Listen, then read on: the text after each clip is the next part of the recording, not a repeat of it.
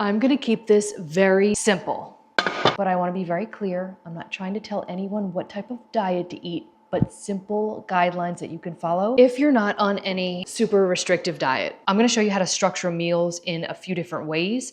This is going to be for both lunch and dinner. Start out with a protein source. All of your meals should be based on protein. If you're just getting started, weigh your protein first to make sure that you're getting enough. So you've got your protein, then you've got your veggies, which can also be your carb source if you want. Give yourself half the plate of veggies or more. Here's where you can play around with your carb source. You can either add additional veggies, or you can add a carb source that has fiber and additional protein like lentils or any other type of bean.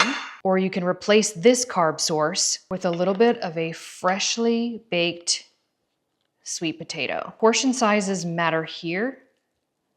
So you can do a cup or a half a cup. At this point, you've got a complete healthy meal. You've got your protein, you've got your carbs, which these also count as carbs. And they're also obviously a great source of just vegetables with a lot of micronutrients. Let's talk a little bit about fat. You don't have to be as intentional with fat because most of the stuff, like when we're cooking, we cook with fat. I actually used olive oil for my green beans. So I've got a fat source in the green beans already. Now here's another great option if you want to do your plate completely different. You could opt for something like a salad. And then you could put your dressing on here. I usually like to make my own. A little bit of olive oil, some salt, pepper, oregano, basil, and then a splash of raw apple cider vinegar. You can take your chicken, slice that up, and now you've got a nice complete meal here. Now with this salad, you could have the sweet potato on the side.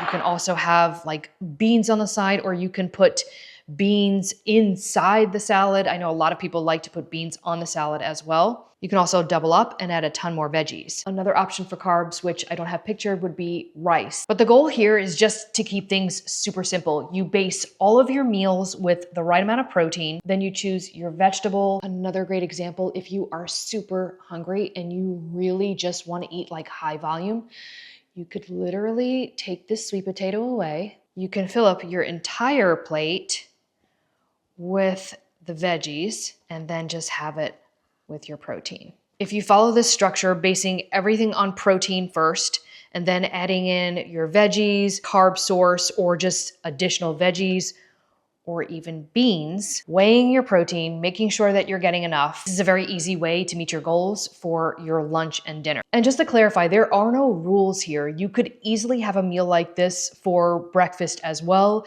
You could have your breakfast for dinner if you want. Now for breakfast, you could either go with something like eggs and egg whites. Try to stick to 2 or 3 whole eggs and then mix the rest with egg whites. Or you could have something like chicken on the side. You could also have a side of Greek yogurt, or if you're into like protein powders, you can have a little bit of a protein shake. And that is just to make up for the amount of protein that is going to be lacking if you're not getting enough from eggs.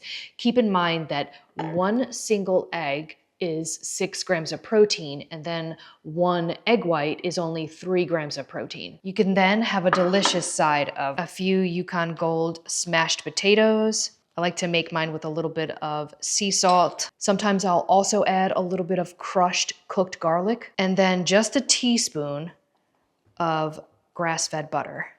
If you're not sensitive to wheat, you can do something like these. These are the Ezekiel bread English muffins. They're the sprouted grain.